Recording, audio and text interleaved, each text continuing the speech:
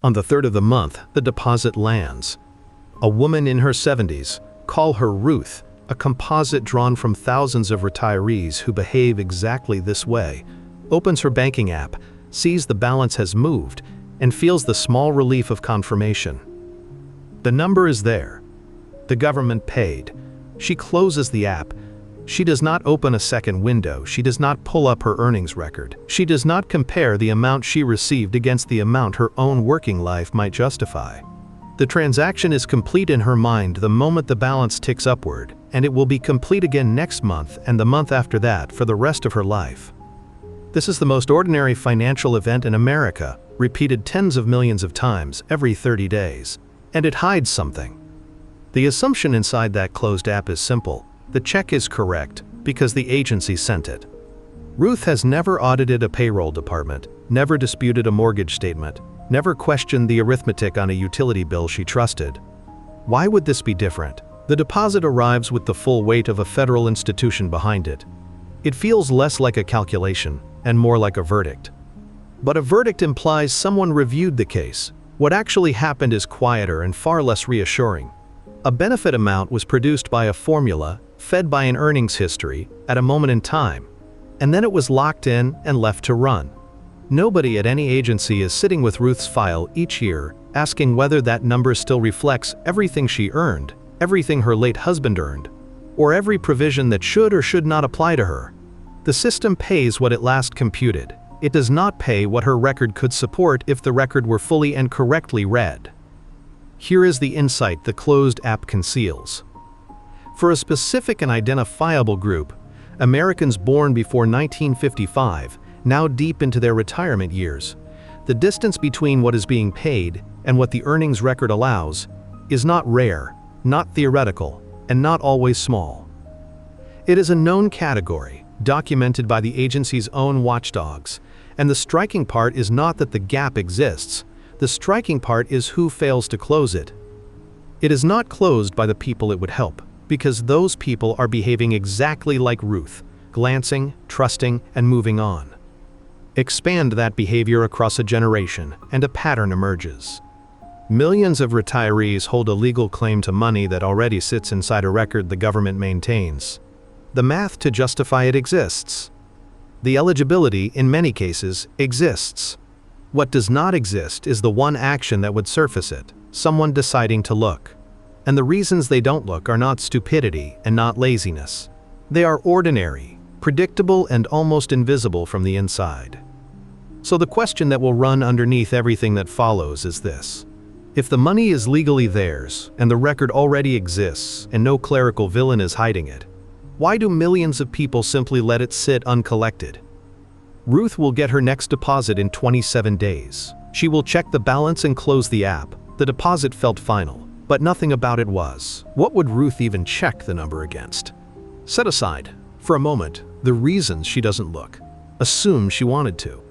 She opens a drawer, finds the annual statement the agency mailed her, or logs into her online account and pulls up the benefit figure. She reads a dollar amount, and then what? A single number floating alone is not something a person can audit. It is something a person can only accept or reject on faith. That is the quiet architecture of the whole problem, and it starts with how the document itself is built. Look at what a benefit statement actually communicates. It states a monthly amount. It states the date payments began. It may state a cost of living adjustment. What it does not do is show its work. It does not lay out the 35 years of indexed earnings the formula drew from. It does not flag which years were estimated because the earnings record hadn't yet caught up. It does not say this figure assumes no later corrections or this figure may not reflect earnings reported after your claim. It presents a conclusion with the confidence of a receipt and none of the transparency of an invoice. Consider the mechanism underneath that. A retirement benefit is computed once at claiming from a snapshot of the earnings record as it stood on that day. The formula takes the highest 35 years of indexed wages, averages them into a monthly figure, and applies the benefit rate. From that moment, the number is treated as established. The statement a retiree receives afterward is not a fresh audit. It is a report of the last established figure, adjusted only for inflation. The document reads as a live calculation. It is closer to a historical record. Now picture the scene at the kitchen table. A man in his late 70s, a composite standing in for a very common situation, spreads his statement next to his bank record. The deposit matches the statement. The statement matches last year's statement. Everything reconciles. To him, this is proof of correctness. 3 documents agree, but all 3 trace back to the same original computation. He has confirmed that the system is consistent with itself. He has confirmed nothing about whether that original computation captured his full earning history, or whether a provision was applied that shouldn't have been. Consistency feels like accuracy. It is not the same thing. This is the lesson, and it is more subtle than check your mail. The statement is engineered through omission, not deception, to close the question rather than open it. It gives a retiree exactly enough information to feel settled, and not one line more. When a document answers how much without ever inviting compared to what, the reasonable human response is to stop asking. The behavior isn't careless. It is the exact behavior the document was shaped to produce. And there is a deeper reason the design holds. To question a single number, a person needs a second number to hold it against. An independent figure derived from the same earnings record but calculated fresh, or a benchmark for what someone with that work history should expect. Without that comparison point, is this right, has no possible answer. The mind, offered no way to test the figure, files it as final, not out of trust exactly, out of the absence of any alternative. So the drawer closes, the account logs out. The number stands unchallenged, not because anyone verified it, but because there was nothing to verify it against. Except there is. Buried in how these benefits are actually recomputed, there exists a second figure, one the earnings record itself can generate, and almost no retiree has ever shown it. The earnings record is updated once a year, and it is almost never current. When a wage is reported, it can take 12 to 18 months to be posted, verified, and reflected in the figure the formula uses. For a working retiree, and roughly 1 in 5 Americans over 65 is still earning wages, that lag is not a footnote. It is the difference between the number on the statement and the number the record would produce if it were read today. Here is the number that matters, and then what it hides. Every year, an agency process quietly recalculates benefits for people who kept working after they claimed. It has a name most retirees have never heard: the automatic earnings recomputation. When a later year of wages turns out to be higher than one of the 35 years already in the formula, that new year replaces the old one. The average rises, and the benefit is supposed to increase, with the higher amount owed back to the January after the year the wages were earned. That is the number. Now what it hides. The recomputation is automatic in name. In practice, it depends on the wages being posted correctly and on time. Self-employment income reported on a tax return, wages from an employer that filed late, earnings from a year the retiree assumed wouldn't count anyway. Each of these can sit unposted or misposted while the benefit runs on the old figure. The retiree sees a stable deposit. Stability reads as accuracy. But a stable number can be a stale number. Nothing about a consistent monthly amount tells a person whether last year's earnings ever made it into the formula that produced it. Consider a composite case. A man who claimed at 66, kept doing part-time consulting for 6 more years, and watched the same modest deposit arrive the whole time. He assumed the extra work was irrelevant because he'd quote, already retired.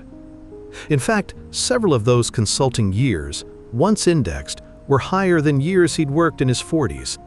Each should have bumped his benefit. Whether they did depends entirely on whether the earnings posted and the recomputation caught them. He never checked, because from where he sat, there was nothing visibly wrong. This is the mechanism the earlier question was circling. What would a retiree even have to compare the number against? Now there is an answer. The comparison point is not another statement. It is the earnings record itself. Read fresh. Pull the year-by-year earnings history and look at the most recent years. If wages were earned but no earnings appear for that year, or the amount is lower than what was actually made, the record and the payment have quietly diverged. That divergence is the second figure. It is not a benchmark or an estimate. It is the government's own data, checked against the government's own paycheck.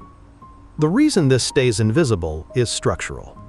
The recomputation happens in the background, produces no letter that says we reviewed your later earnings and here is what changed, and generates no alert when a year fails to post.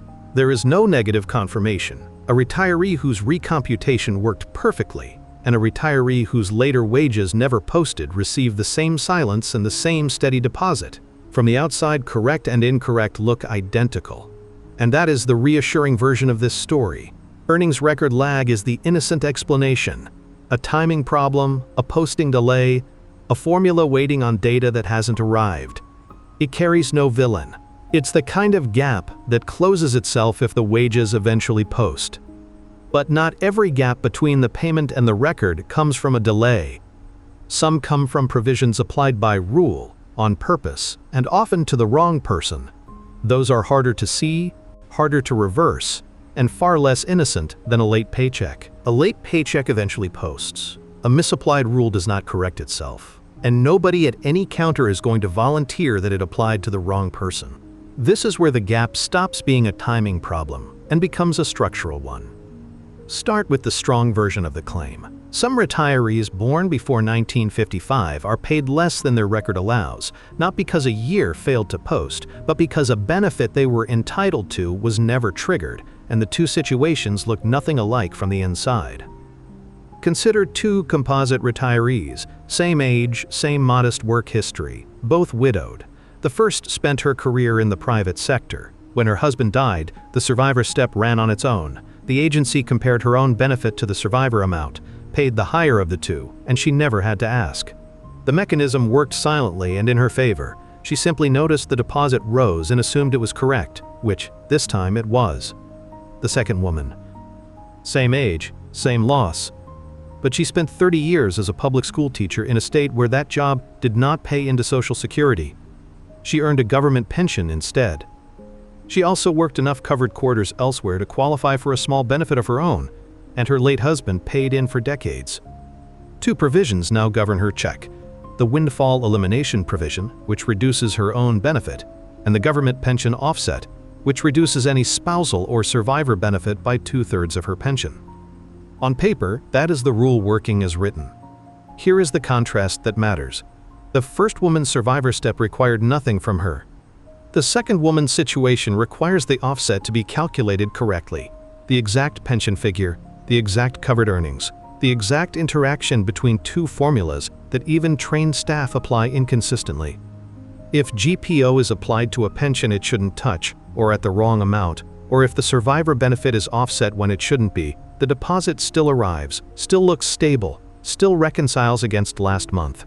She has no second woman to compare herself to. She only has her own steady, unremarkable check. Deepen it one layer.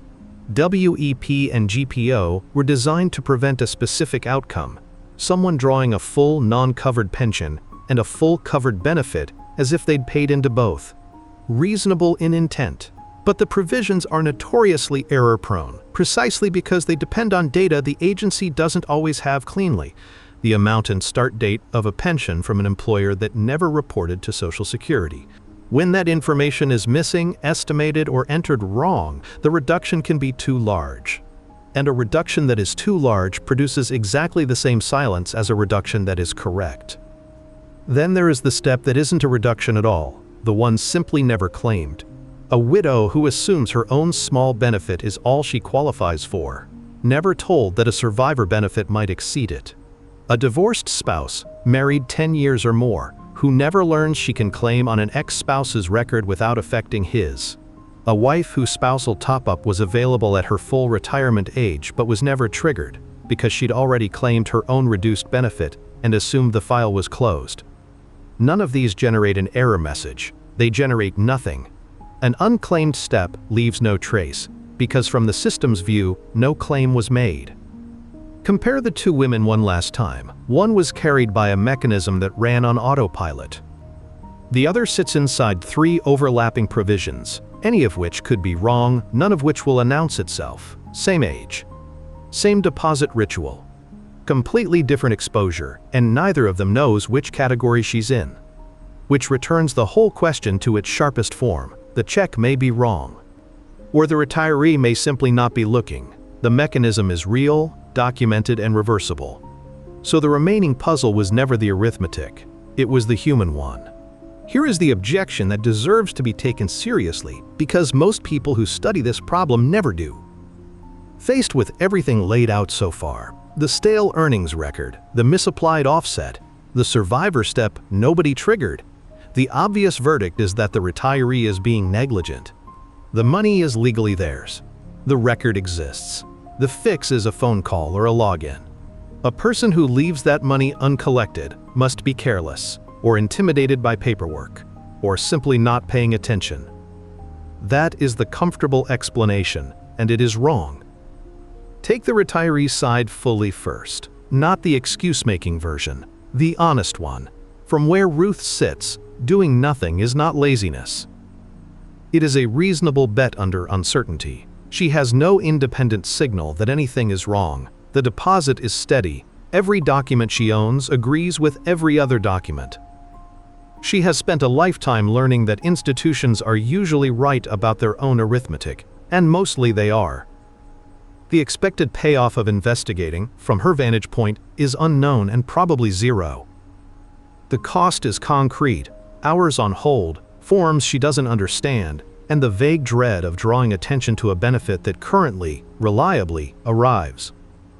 Weigh an uncertain, possibly non-existent gain against a certain, unpleasant effort, and the rational move is to leave it alone. Status quo bias is not a flaw here. It is the correct answer to the question she thinks she's being asked. There is evidence that this reasoning is exactly how humans behave when a default is in place, and the alternative requires effort. In their landmark study of retirement plan enrollment, Madrian and Shea found that when employees were automatically enrolled in a 401k, participation jumped to over 90%. But the very same default power that boosted enrollment also trapped people. Enrolled workers overwhelmingly stayed at the default contribution rate in the default investment fund, sometimes for years, even when those defaults were plainly not in their interest. The mechanism the researchers identified was not ignorance. Employees knew the fund existed. They simply treated whatever was already set as the endorsed, safe, do-nothing choice, and the effort of changing it never cleared the bar. The default carried the weight of a recommendation it was never meant to carry.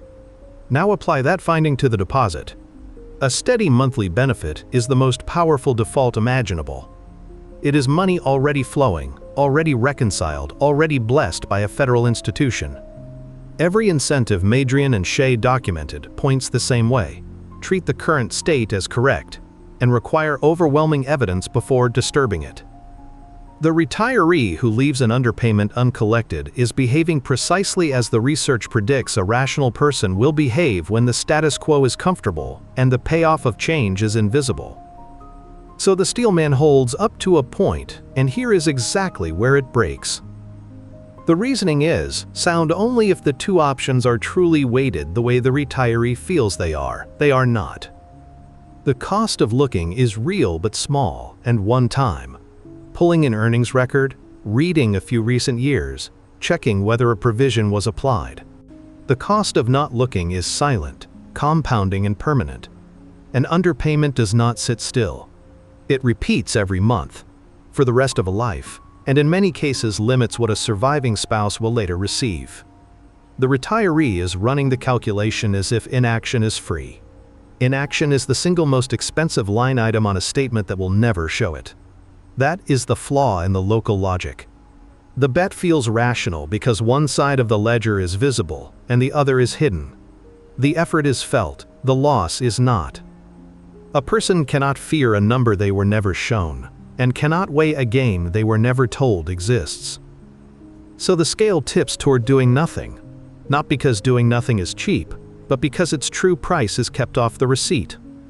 Which means the behavior is fixable but only by changing what the retiree can see, and that begins with naming the one cost that never appears anywhere on the deposit. There is a specific weight a document carries when it comes from the government, and it is worth stopping to name it, because that weight is doing more work than any single number on the page. A private company sends a bill, and a person feels entitled to argue. A federal benefit statement arrives, and the same person falls silent. The difference is not the arithmetic.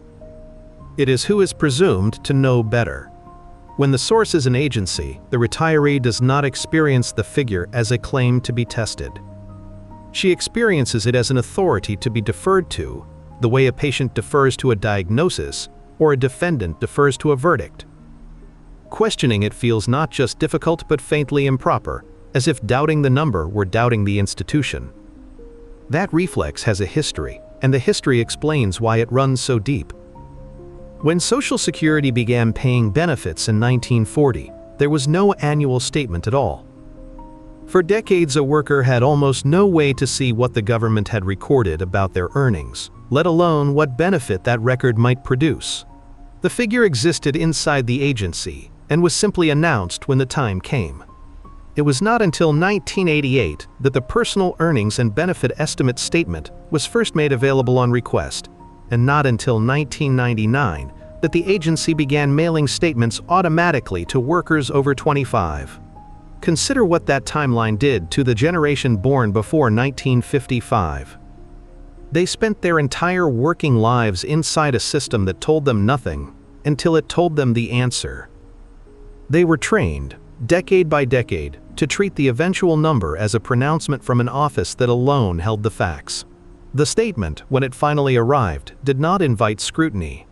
It arrived as the end of a long silence, and a long silence broken by an authority is not something people interrogate. Watch how that inherited posture plays out at an individual scale. A retired man, a composite, familiar to anyone who has helped a parent with paperwork, is told by his daughter that his benefit might be worth a second look. He nods, then says the thing that ends the conversation. If it were wrong, they'd have told me. He is not being stubborn. He is expressing a lifetime of learned trust in an institution that, in his experience, has always been the one who knew. The idea that he could hold information the agency lacks, a pension figure entered wrong, a late posted year of wages, sits outside his mental model of how the relationship works. In his model, the expert informs the layperson does not audit the expert. The trouble is that deference of this kind has a measured cost. In its work reviewing benefit administration, the agency's own Office of the Inspector General has repeatedly identified populations of beneficiaries who were underpaid. Cases where the record supported a higher amount than was actually being disbursed, uncorrected for years, because no one flagged them from either side. The retirees in those findings were not paid correctly and simply unlucky. They were paid too little while trusting completely. Their deference did not protect the accuracy of their checks. It guaranteed the errors would go unexamined. Which resolves the question that has run under these opening chapters. Is the check wrong, or is the retiree merely not looking?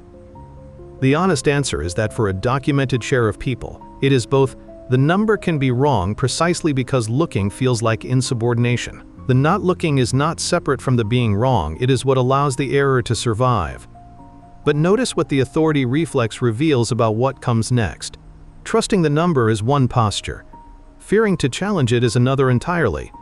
And the second is far harder to overcome than the first. Deference explains why a retiree never questions the number. It does not explain why some retirees, once they suspect the number is wrong, still refuse to say so out loud. That is a different force, and it is stronger.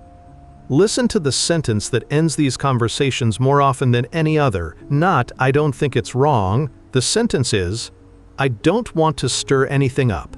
A daughter walks her father through the earnings gap, shows him a year that never posted, watches him follow the logic and agree, and then watches him decide, deliberately, to do nothing. He understands he may be owed money. He chooses the smaller, certain check over the larger, uncertain one. To an outside observer, this looks irrational. From inside his head, it is the most protective thing he can do. Consider what he is actually afraid of. He has a benefit that arrives every month without fail. It is the floor under everything, the mortgage, the medication, the small dignity of not asking his children for help. In his mind, that benefit is not a formula output he can safely tinker with. It is a living arrangement between him and an institution far larger than he is, and the arrangement is currently working. To call the agency and say, "I think you've made a mistake," feels to him like opening the file. And once the file is open, in his imagination, anything can happen. They might find he was overpaid instead. They might claw something back. They might freeze the check while they review. The phrase he reaches for is almost always the same. He doesn't want to poke the bear. This is loss aversion in its purest clinical form, and the research on it is unusually settled. Kahneman and Tversky's work established that people weigh a potential loss roughly twice as heavily as an equivalent gain. Apply that ratio to a retiree's ledger. The possible upside of asking a higher benefit, some back pay, registers at a certain weight. The possible downside, losing or disrupting what already arrives, registers at double. Even if the true probability of the downside is near zero, the mind does not multiply by probability first. It feels the magnitude of the loss and recoils. A gain of $100 a month cannot compete emotionally with the imagined horror of the deposit not landing at all. And the fear feeds on the same silence that hid the error in the first place. Because the recomputation produces no letter. Because the offset announces nothing.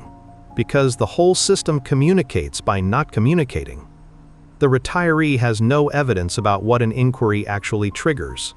Into that vacuum he pours the worst case. He has never seen the agency correct a benefit gently and quietly in someone's favor, so he does not believe it happens. He has somewhere heard a story about a clawback, a review, a frozen payment, and that one story does all the work. The absence of information does not produce caution proportional to the real risk. It produces dread proportional to the imagined one.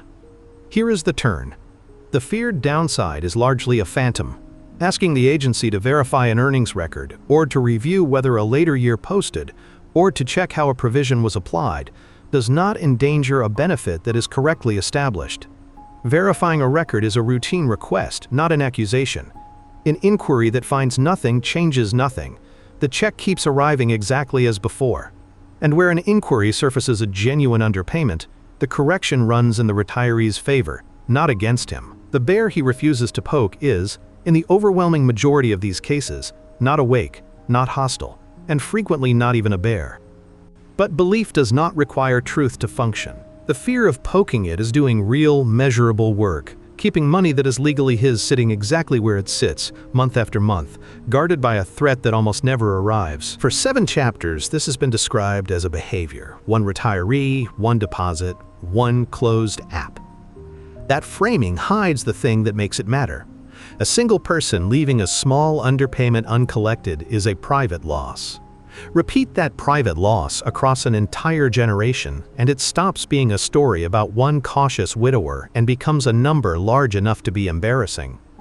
So how big is the pile? The honest answer starts with a warning. Nobody can quote a single clean figure for money pre-1955 retirees are owed but haven't claimed, because unclaimed and under-optimized benefits, by definition, leave no complete ledger. What can be quoted is what the agency's own auditors keep finding when they go looking. The Social Security Administration's Office of the Inspector General has, across a long series of reviews, examined narrow slices of the beneficiary population and repeatedly found people being paid less than their record supported.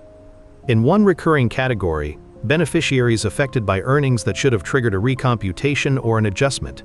The OIG has identified underpayments running into the hundreds of millions of dollars across the samples reviewed, and has flagged that the errors it finds in a sample tend to project outward to far larger populations it never audited. These are not accusations of policy. They are the auditor's quiet acknowledgement that the machine, left to run, leaves money behind. Sit with the structure of that finding, because it is the relief the chapter promised. The OIG does not audit everyone. It audits a slice, finds a rate of underpayment inside that slice, and estimates. Which means every published figure is explicitly a floor, not a ceiling. The reviewers themselves are telling the reader, what we found is a fraction of what is there, because we only looked at the cases we could isolate. The pile is not the number in the report. The pile is the number in the report plus everything the report couldn't reach. Now the revelation, and it closes the question that is run under this entire act. Why does a rational person leave money that is legally theirs? Because the scale of the problem is precisely what guarantees no one will hand it back. If underpayments were rare and dramatic, one retiree in 1,000 shorted half their check, the system would generate complaints loud enough to force a fix. Instead, the pile is enormous, specifically because each individual share is modest, undramatic, and spread across millions of people, who each experience only their own steady, unremarkable deposit. No single retiree feels the pile. Each feels a check that looks fine. The aggregate is staggering only from above, where no retiree ever stands. That is the resolution the earlier chapters were circling. The rational person leaves the money because rationality is calculated from inside one household, and from inside one household the loss is invisible, the effort is real, and the authority is intact. The behavior that looks baffling, in aggregate, is coherent one deposit at a time. The pile exists, not despite everyone behaving reasonably, but because of it. Millions of locally sensible decisions to not look, not ask, and not appeal sum into a figure the auditors can only estimate and never fully find. And here is where the tone should shift, because the size of the pile is not a reason for despair, it is the opposite. A problem this large, built from errors this small and this systematic, is not guarded by complexity. There is no clever trap, no adversarial process, no maze.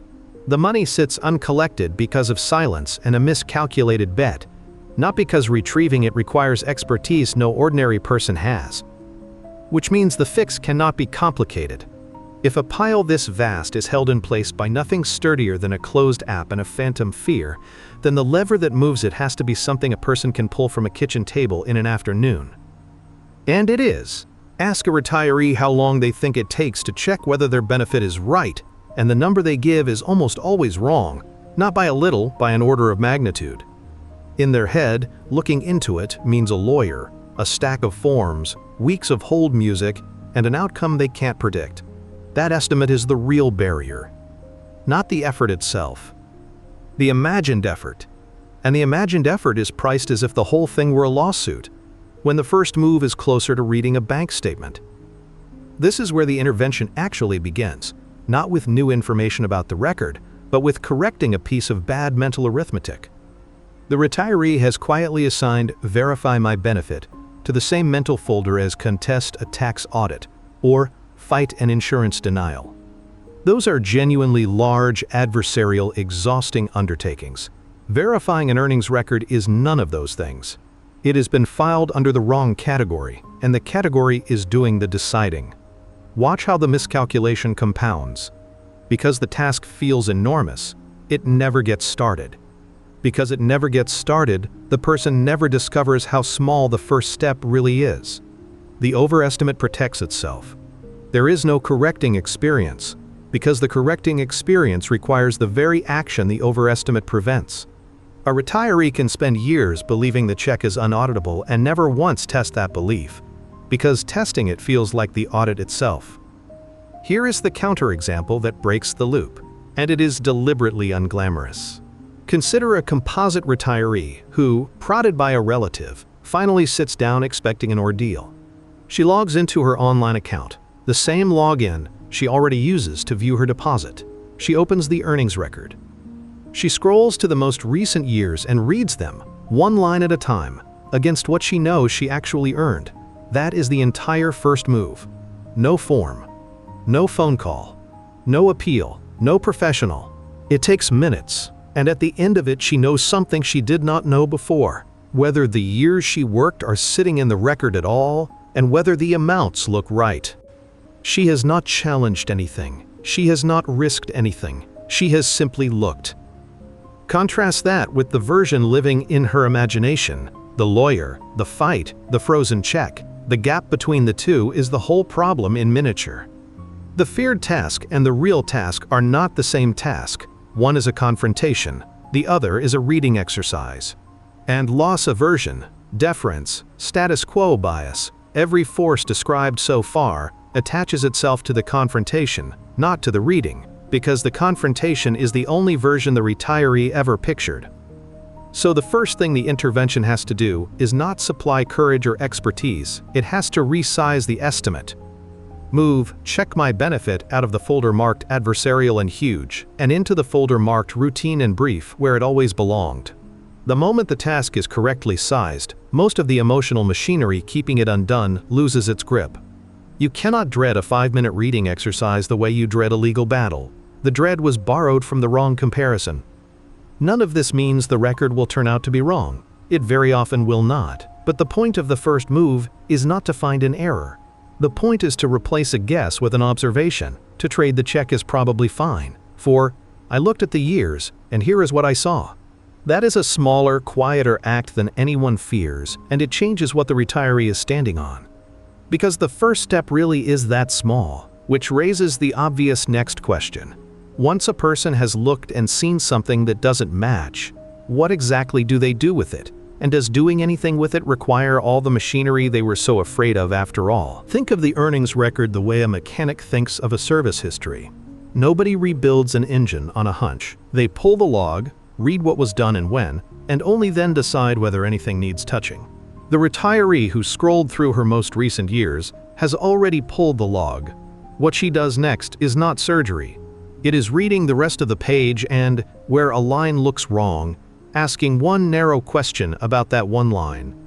Here is the routine, and it is deliberately mechanical, because a mechanical process is one a frightened person can follow without deciding to be brave. First, the record itself. Log into the online account, the same credentials already used to view the deposit, and open the year-by-year earnings history. Read the recent years against what was actually earned, a year that shows 0 when wages were paid, or an amount visibly lower than a real paycheck, is a discrepancy worth noting. Write it down. That is the whole of step 1, and it triggers nothing on its own.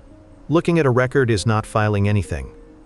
Second, where a recent year is missing or low, the fix is documentary, not adversarial. The mechanism that corrects an earnings record runs on evidence: a W-2, a pay stub, a tax return showing self-employment income. A retiree who can produce the document that proves a year of wages is not accusing anyone. They are handing the agents the data the agency was waiting on to complete the automatic recomputation described earlier. The request has a name, a correction to the earnings record, and it is a routine transaction the agency processes constantly. Third, the provision check, which matters most for anyone touched by a public pension or a spouse's record. This is where WEP, GPO, and unclaimed spousal or survivor steps live. The narrow questions. Was a pension figure used in my calculation, and is it the correct figure? Was a survivor or spousal benefit ever compared against my own? Am I sure the higher of the two is what I'm receiving? These are not challenges to the formula. They are requests to confirm which inputs the formula used. An input can be confirmed without anyone reopening the case. Notice what none of these steps require. No lawyer. No appeal, in the first instance. An appeal is what happens later, only if a confirmed error is disputed, and most corrections never reach that stage. No filing that pauses the current benefit while it is examined. This is the loop the last chapter's left open, so close it plainly. Asking a question does not endanger the check already arriving. Verifying an earnings record is a look. Correcting a posting error is a document. Confirming which pension figure was used is a question. A benefit that is correctly established survives every one of these untouched, because none of them is a claim against it. They are requests to check the arithmetic, and checking arithmetic that turns out to be right leaves the answer exactly where it was. That is the reassurance the fear was starving for. The bear the widower would not poke is, in the routine described here, not being poked at all. Nothing in the verification routine is the confrontation he imagined. The confrontation was borrowed from the wrong category, priced from the wrong comparison, and it kept a 5-minute reading exercise locked behind the dread of a lawsuit.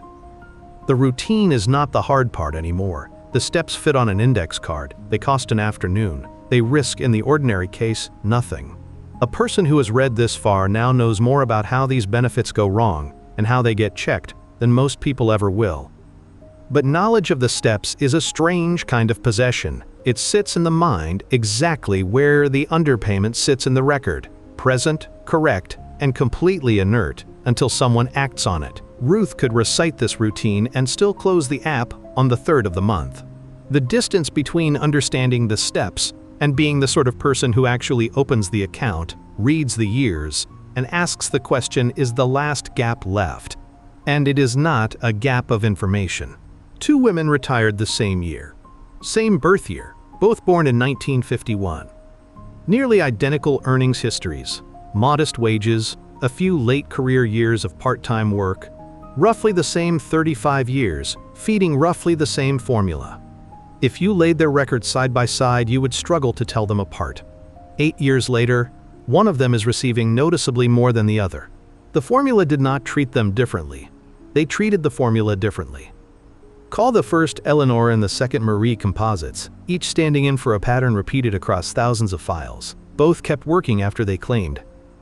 Both had a year or two of later wages that, once indexed, outranked an old year already sitting in the calculation. For both women, the automatic recomputation was supposed to catch that and lift the benefit. For both, one of those later years failed to post cleanly, a self-employment figure that landed on a tax return but never made it into the earnings history. There is the identical starting point. Here is the fork. Eleanor, prodded by a son who had watched a documentary about exactly this, sat down one afternoon expecting a fight. She logged into the account she already used to check her deposit, opened the year-by-year earnings history, and read the recent years against what she knew she had earned. 1 year read lower than her records showed. She found the tax return, submitted it as a correction, and waited. The recomputation ran, the benefit rose, and the difference was owed back to the year the wages were earned. Marie did none of this. Not because she was less capable. She balanced her own checkbook by hand and had for 50 years. She simply never looked. The deposit was steady. Every document agreed with every other document. She had spent a working lifetime learning that the agency knew the number, and nothing in the steady rhythm of the third of the month ever told her otherwise. Her record still holds the same gap Eleanor closed. It is still generating a benefit lower than the earnings history would support. It will keep doing so, quietly, for the rest of her life, and it will follow into whatever survivor benefit her file eventually produces. Now hold the central truth up to the light. The difference between these two women was not their record. Their records were, for practical purposes, the same. The difference was not their intelligence, their diligence, or their deservingness. The difference was a single behavior, performed once. One of them opened the account and read the years, and the other closed the app. The payment reflects that behavior, as precisely as it reflects the wages behind it. The record set the ceiling, the behavior set what actually landed in the bank. Unfold what that means, because it cuts in a direction most people find uncomfortable. If the gap were caused by the record alone, nothing a retiree did could change it, and Marie would be a victim of arithmetic. But the gap was not caused by the record alone. It was held open by inaction and closed by action, which means it was never fixed in place. It was contingent. Eleanor did not have a better claim than Marie. She had the same claim and did something with it. The uncomfortable, liberating fact underneath this whole story is that the amount is partly authored by the person receiving it, which is bad news for anyone hoping the system will self-correct, and very good news for anyone willing to spend an afternoon. And notice what Eleanor risked to get there. Nothing. She did not appeal. She did not open a dispute. She did not endanger the check she was already receiving. She read a page and supplied a document. That is the shape of what breaks the inertia, not courage, not expertise, not a lawyer. A correctly sized low-risk action, taken once, that leaves everything intact if the record turns out to be right and lifts the benefit if it turns out to be wrong. That is the answer to the question that has hovered over all of this. What breaks the inertia without risking what they already have? It is exactly what Eleanor did and Marie did not. Same record, same age, same deposit ritual, right up until one afternoon. The difference between them was never the record. It was a decision made in an afternoon, and only one of them made it. The third of the month is coming. For anyone who has read this far, it will not arrive the way it used to. The deposit will land, the balance will move, and there will now be a second thought, where before there was only relief. A small, unwelcome awareness that the number is not a verdict, only the last thing the machine computed. Trace what has actually been established. A benefit is calculated once, from a snapshot of an earnings record, and then left to run. A later year of wages can fail to post, and the automatic recomputation waits on data that never arrives. A pension figure can be entered wrong, and an offset can carve away more than it should. A survivor step can go untriggered, leaving no trace because no claim was filed. None of this requires a villain, it requires only silence and a system that pays what it last established, not what the record could support. Then came the turn. The gap survives not because it is well hidden, but because looking feels forbidden, feels dangerous, feels like a task the size of a lawsuit. Deference says the agency already knows. Loss aversion says do not poke the bear. A miscalculated estimate files a 5-minute reading exercise under adversarial and huge. And the auditor's own reviews confirm the consequence. Underpayments, the OIG can only sample and estimate. A pile enormous precisely because each share is small enough for no single household to feel. So the macro question, the one that has run under every chapter, can finally be answered plainly.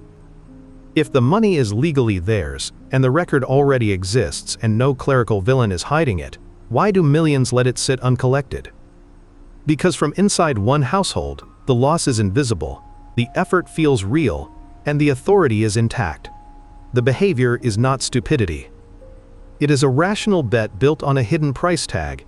Each person leaves the money because the true cost of leaving it never appears on the receipt they are handed. The payment reflects behavior as much as it reflects the record, and behavior is the one variable a person still controls. Which is why this ends not with a warning but with an address, spoken to the one person who can act on it: you. Open the account already used to check the deposit. Open the year-by-year earnings history. Read the most recent years against what was actually earned. That is the first move, and it triggers nothing. Looking at a record is not filing anything. Where a year reads 0 or low, note it and find the document that proves it. A W-2, a pay stub, a tax return. If a public pension or a spouse's record is in the picture, ask the narrow questions. Which pension figure was used? Whether the higher of two benefits is the one being paid. None of this endangers a check that is correctly established. A correct record survives the look unchanged. A wrong one gets corrected in your favor. Do it alone or sit beside the parent, the in-law, the widowed neighbor born before 1955 who will never do it alone. It costs an afternoon. It risks, in the ordinary case, nothing, and it is the single act that separated Eleanor from Marie. The record sets the ceiling, the behavior sets what lands in the bank. Wealth is built to last only when someone bothers to confirm it is actually there. This is education, not personalized advice.